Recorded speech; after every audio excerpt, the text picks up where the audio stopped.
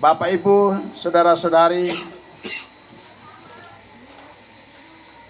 sidang perayaan Natal yang diberkati Tuhan, pada malam hari ini kita patut bersyukur. Shalom. Sekali lagi shalom. Damai di hati. Baik, puji Tuhan. Kita bersyukur bahwa pada malam hari ini kita ada di sini bersama-sama dengan keluarga besar GKI, khususnya Pos PI Hilasmos yang ada di tempat ini untuk melaksanakan ibadah Natal perdana. Segala sesuatu di mana-mana dimulai pasti ada ceritanya, dan kita yakin bahwa dalam pekerjaan Tuhan, apa yang hari ini kita lakukan akan menjadi kesaksian di waktu-waktu yang akan datang, baik oleh kita yang ada ataupun oleh anak-anak sekolah minggu yang tadi memberikan kesaksian melalui pujian ataupun tariannya. Dan Allah yang punya pekerjaan pasti akan menyempurnakan semua yang selama ini dilakukan. Malam hari ini kita lakukan. Tentunya kita tidak berkaca ada apa atau ada siapa, tapi apa yang Tuhan telah taruh di dalam hati, apa yang telah Tuhan taruh di dalam diri kita sebagai hamba Allah, sebagai umat Tuhan, untuk kita wujud nyatakan itu sebagai bagian yang tidak terpisahkan dari iman dan keyakinan kita kepadanya. Kita lakukan itu, kendatipun banyaklah keterbatasan kita percaya bahwa Tuhan yang punya pekerjaan akan menyempurnakan demi kemuliaan namanya. Bapak Ibu, sidang perayaan Natal yang diberkati Tuhan, pada malam hari ini tentunya kita beranjak dari tema yang diberikan oleh penanggung jawab Pos PI Hilasmos Aimas ini, yaitu dari Lukas pasal 2. Temanya adalah kesukaan besar untuk seluruh bangsa. Dan kemudian subtemanya adalah berubahlah oleh pembaharuan budimu. Tema ini tentunya merupakan suatu pernyataan ilahi. Kesukaan besar untuk seluruh bangsa. Bukan hanya untuk warga GKI. Bukan hanya untuk warga GKI Pos PI Hilasmos, tetapi untuk setiap kita, untuk setiap manusia yang ada di segala tempat, yang meyakini ataupun menerima akan karya Allah melalui kelahiran Yesus Kristus.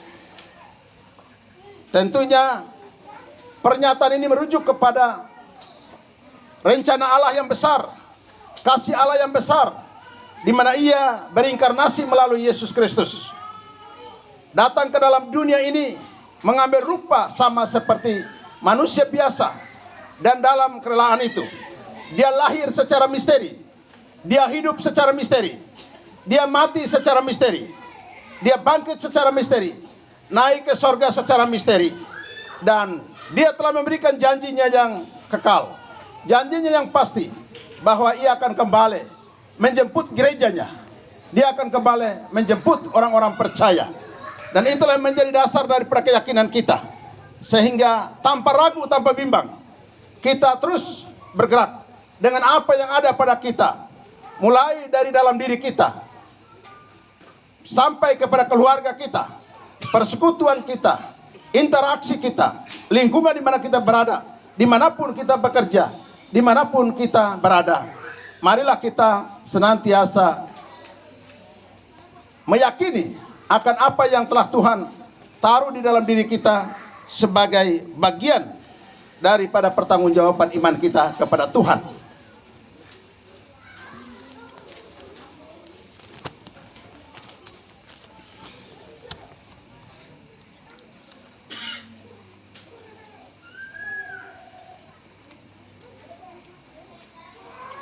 Bapak Ibu, sidang perayaan Natal yang diberkati Tuhan, pernyataan yang ada di dalam tema ini merupakan berita atau pernyataan Allah melalui para malaikat kepada para gembala. Tetapi juga kita tahu bahwa pada saat kelahiran Tuhan Yesus, bukan hanya para gembala yang mendapatkan berita tentang kelahiran Yesus Kristus sebagai juru selamat dunia. Pertama-tama datang kepada Maria, datang kepada Yusuf sebagai keluarga. Kemudian datang juga kepada pemerintah, datang kepada orang pintar, 3 orang majus, datang kepada para gembala, dan juga datang kepada kelompok-kelompok yang lain. Kalau kita melihat dalam kesaksian Alkitab, baik kitab Injil Matius ataupun juga dalam kitab Lukas, di sana memberikan kesaksian yang jelas bahwa berita tentang keselamatan itu telah datang kepada setiap orang. Memang banyak orang yang tidak mengetahui pada saat itu. Bahkan reaksi daripada orang-orang yang telah melihat, menyaksikan kedatangan daripada Yusuf dan Maria, banyak yang menolak kehadirannya. Tetapi ada orang-orang pilihan yang telah disediakan oleh Tuhan. Hati mereka terbuka bagi kelahiran Yesus. Jadi dikatakan bahwa kesukaan besar bagi seluruh bangsa. Referensi daripada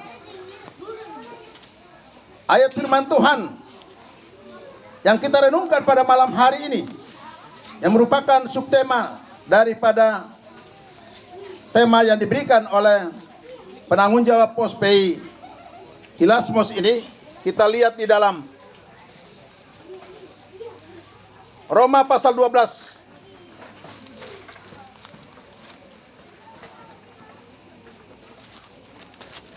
Roma pasal 12, tetapi saya akan membacakan, mengajak kita untuk melihat konteks sebelumnya, yaitu pasal 11 ayat 36, kemudian masuk kepada pasal 12 ayat 1 dan 2. Roma pasal 11 ayat 36 atau ayat terakhir. Kemudian sambung lagi dengan Roma pasal 12 ayat 1 dan 2. Saya akan membacakan untuk kita sekalian. Sebab segala sesuatu adalah dari Dia, dan oleh Dia, dan kepada Dia. Bagi Dialah kemuliaan sampai selama-lamanya. Karena itu saudara-saudara, demi kemurahan Allah, aku menasihatkan kamu, supaya kamu mempersembahkan tubuhmu sebagai persembahan yang hidup, yang kudus, dan yang berkenan kepada Allah. Itu adalah ibadahmu yang sejati. Janganlah kamu menjadi serupa dengan dunia ini, tetapi berubahlah oleh pembaharuan budimu, sehingga kamu dapat membedakan manakah kehendak Allah, apa yang baik, yang berkenan kepada Allah, dan yang sempurna. Bapak Ibu sidang perayaan Natal yang diberkati Tuhan, pasal 12 ini merupakan sebuah nasihat praktis. Setelah Rasul Paulus menjelaskan tentang keselamatan, rahasia penyelamatan yang Tuhan lakukan bagi umat Israel, tetapi juga bagi kita sekalian.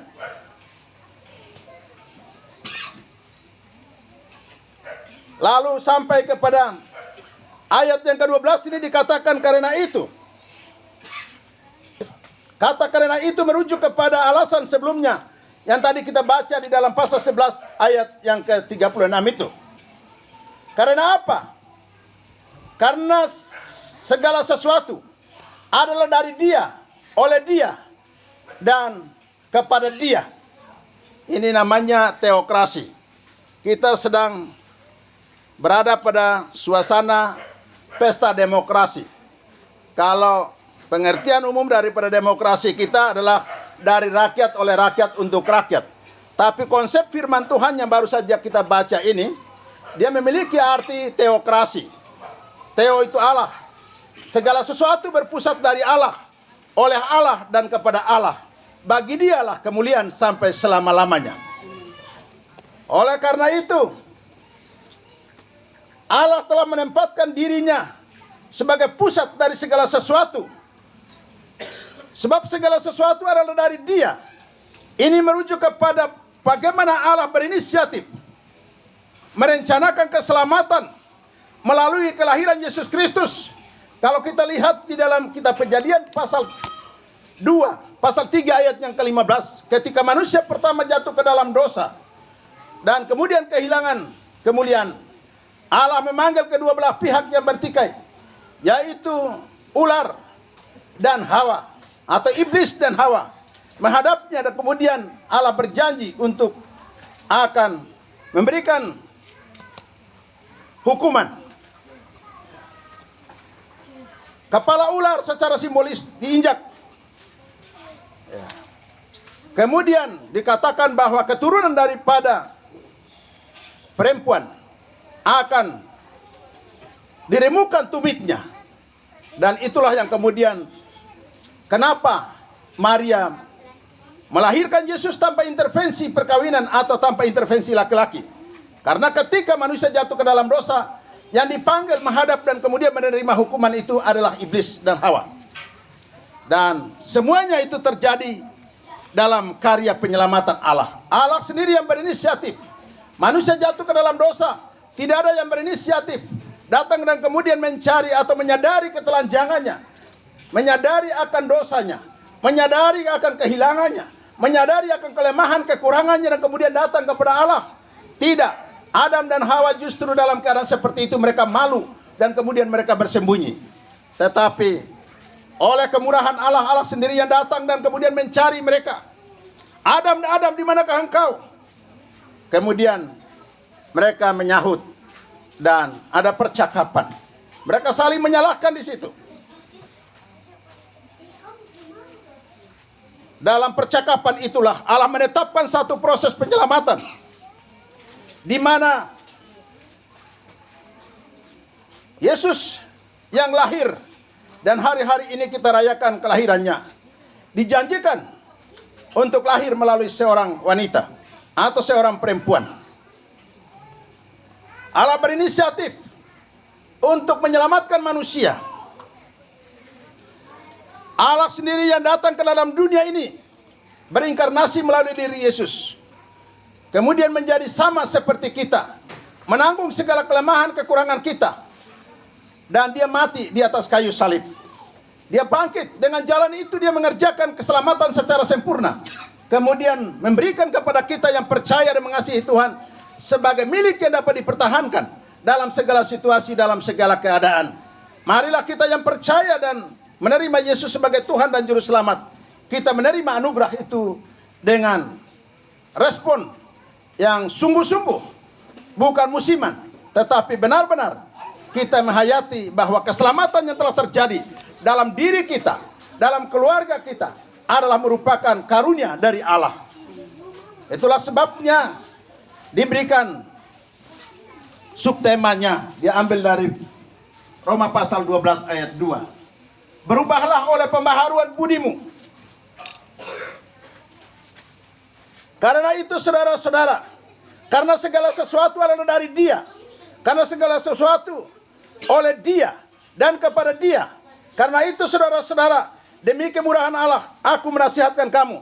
Demi kemurahan Allah yang telah, yang sedang, dan yang akan, aku menasihatkan kamu, hamba-hamba Tuhan.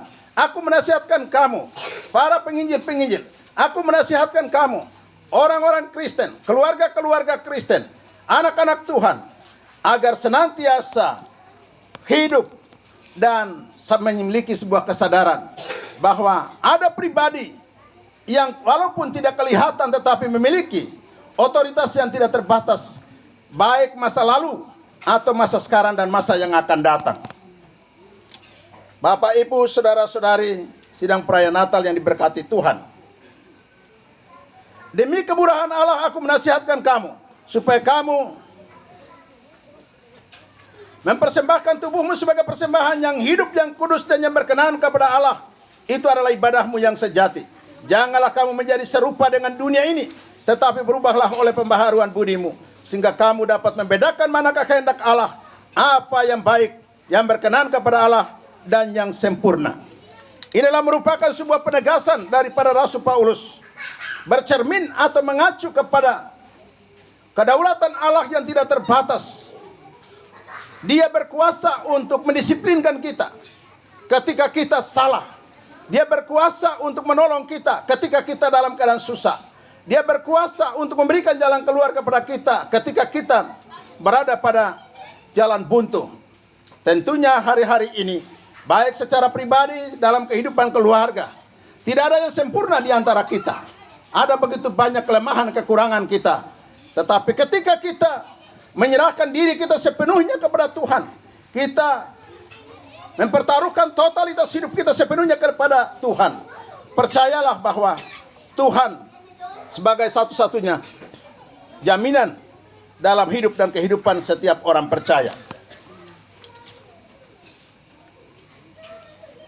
Janganlah kamu menjadi serupa dengan dunia ini. Dunia ini hari-hari ini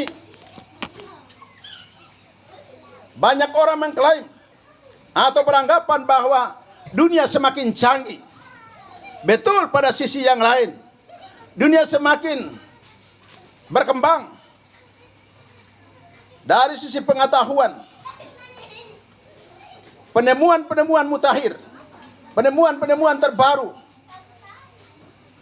mengalihkan konsentrasi manusia sehingga seolah-olah bahwa Tuhan itu sudah tidak ada, Tuhan itu tidak penting, ibadah itu tidak penting, pelayanan itu tidak penting. Tetapi sebagai orang percaya, marilah kita senantiasa menaruh konsentrasi kita, iman dan keyakinan kita tetap tertuju kepada Tuhan. Saya seringkali dalam perjalanan dari Ketapop ke kota, saya melihat sepanjang jalan ada apotek-apotek, ada penjualan-penjualan obat, baik yang legal ataupun yang terselubung, tersembunyi. Saya berpikir bahwa apotek-apotek ini begitu banyak. Kalau obatnya tidak laku, tidak mungkin orang buka apotek banyak. Karena obatnya laku, maka apotek itu semakin hari makin banyak. Ini mencerminkan bahwa kualitas hidup manusia semakin hari makin menurun.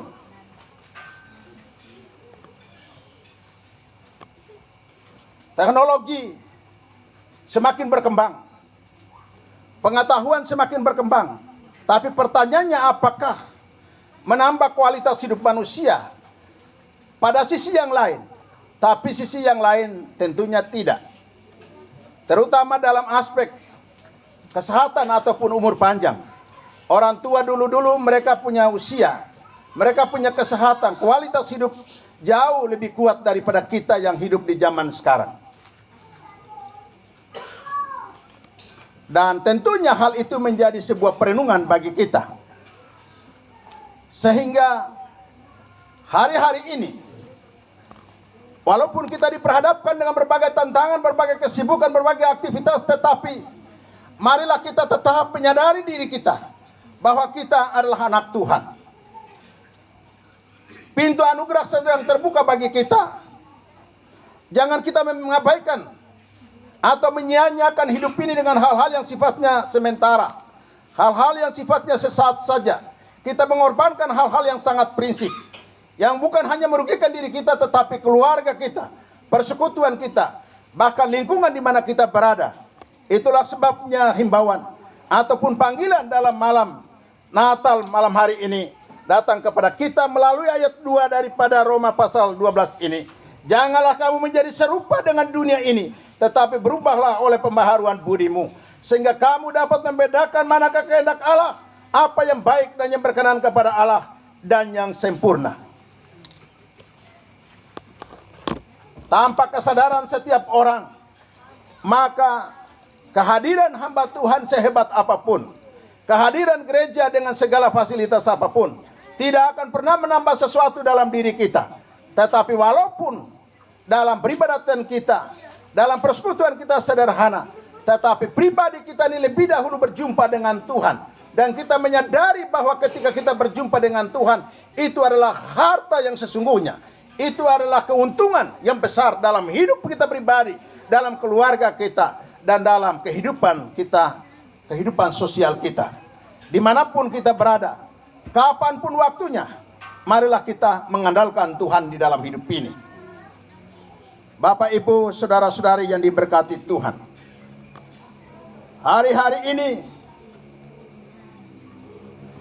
komitmen kita di dalam mengiringi Tuhan makin hari makin berkurang, makin hari makin merosot, karena banyaknya tantangan zaman, banyaknya kesibukan, dan kita bersembunyi di balik alasan, sehingga hal-hal yang sangat prinsip di dalam panggilan kita, dalam tugas tanggung jawab kita, kita abaikan.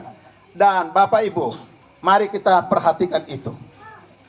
Bukan hanya 1-2 orang, kita semua sebagai anak-anak Tuhan, apapun kapasitas kita, baik sebagai hamba Tuhan, sebagai jemaat Tuhan, mari kita menyadari. Sebab apa? Segala sesuatu itu akan diminta pertanggungjawaban oleh Tuhan yang memiliki hidup ini. Tadi dikatakan bahwa sebab segala sesuatu adalah dari Dia, oleh Dia, dan bagi Dialah kemuliaan sampai selama-lamanya. Pertanyaannya, apakah kita sebagai orang Kristen tidak boleh kaya? Kita sebagai orang Kristen tidak boleh bekerja? Kita sebagai orang Kristen tidak boleh sekolah tinggi-tinggi? Harus lakukan itu semuanya sebagai bagian daripada kasih karunia Allah. Tetapi yang menjadi persoalan adalah jangan sampai semuanya itu menggeser komitmen kita kepada Tuhan. Apapun yang dipercayakan Tuhan kepada kita untuk kita kerjakan, silakan kerjakan, tetapi semuanya untuk kemuliaan Tuhan.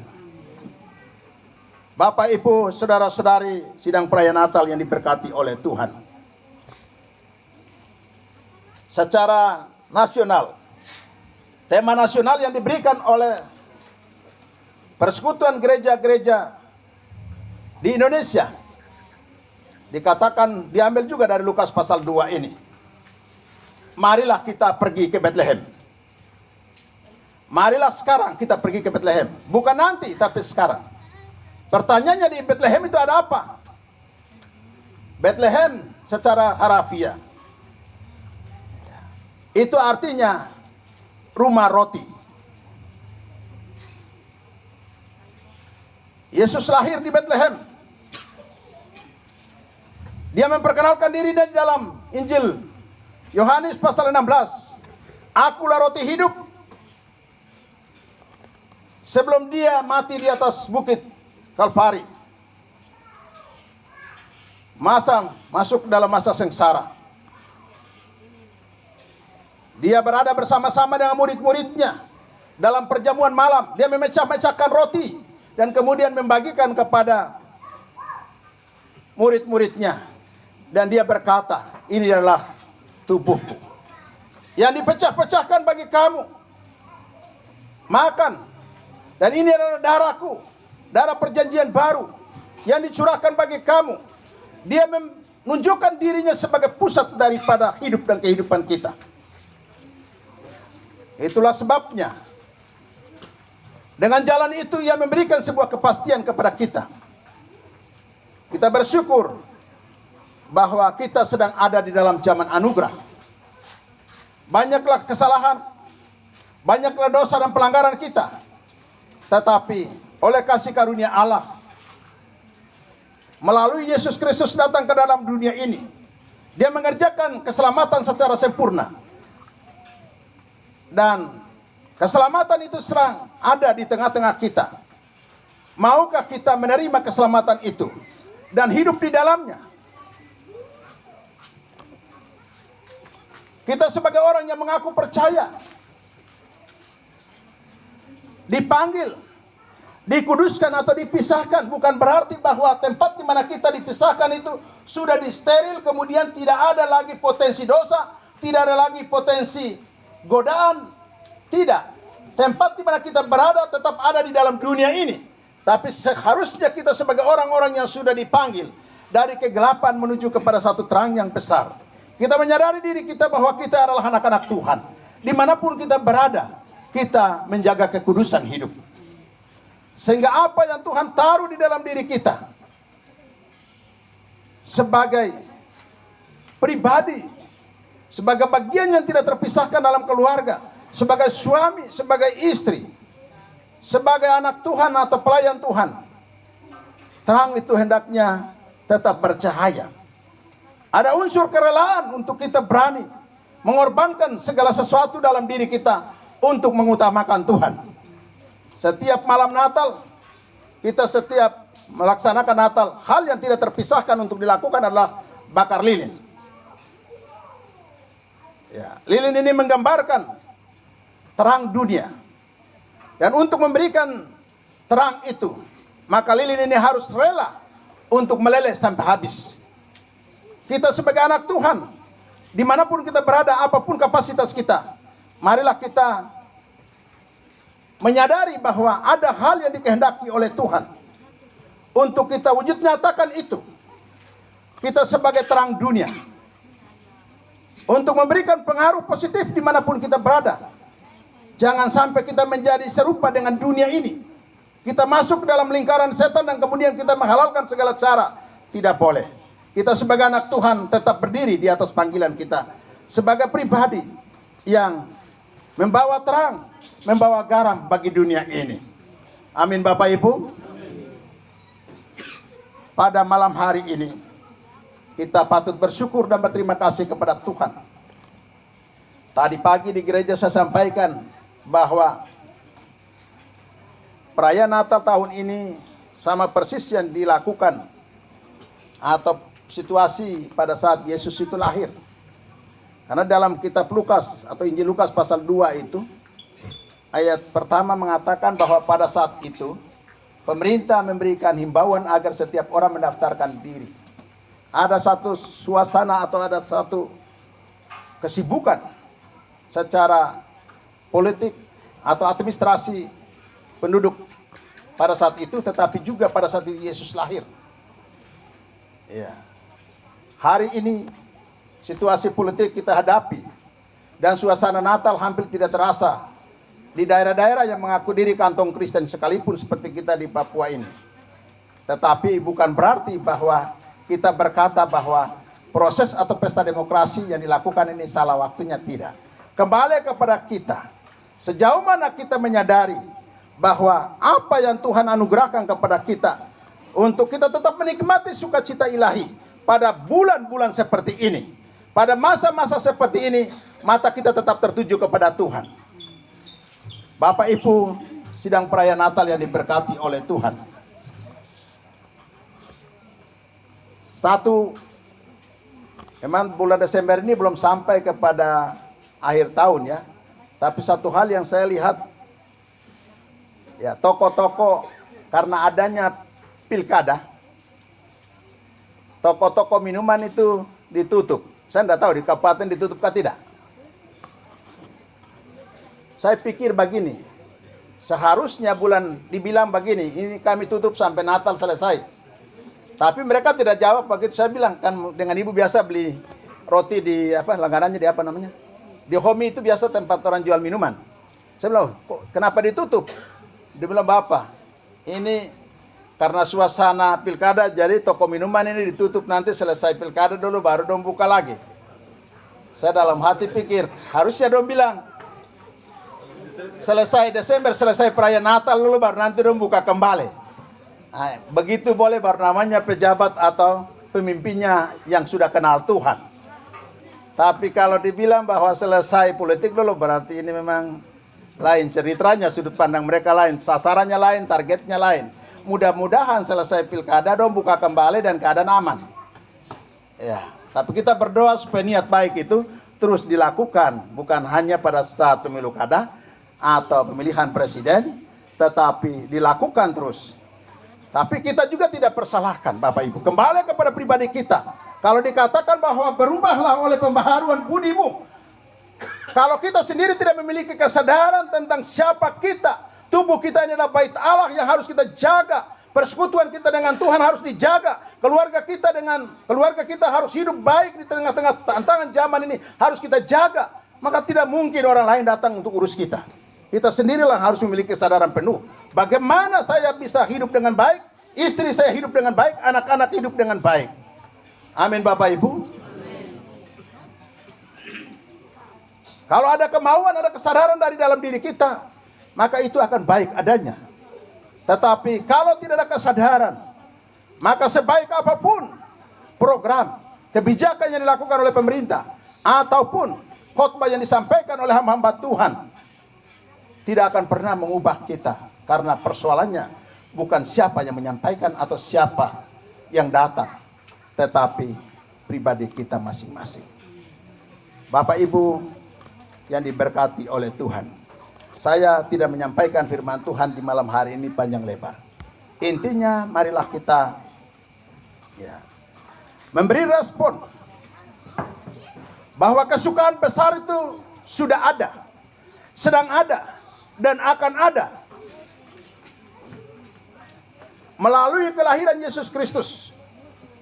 Dia yang telah melakukan segala sesuatu, sedang melakukan segala sesuatu, dan akan melakukan segala sesuatu. Dan dia berkata bahwa ia menyiapkan, ia merencanakan masa depan yang penuh damai dan sejahtera kepada kita. Marilah kita menerima dia sebagai pribadi yang tidak terbatas oleh karena keterbatasan kita, yang tidak terbatas oleh karena keterbatasan lingkungan ataupun situasi dan keadaan. Ia memberikan janji, dan kalau kita meresponinya, kita menerima janji itu dengan baik, kita meresponi, kita berusaha dalam kesadaran penuh kepada kehendak Allah.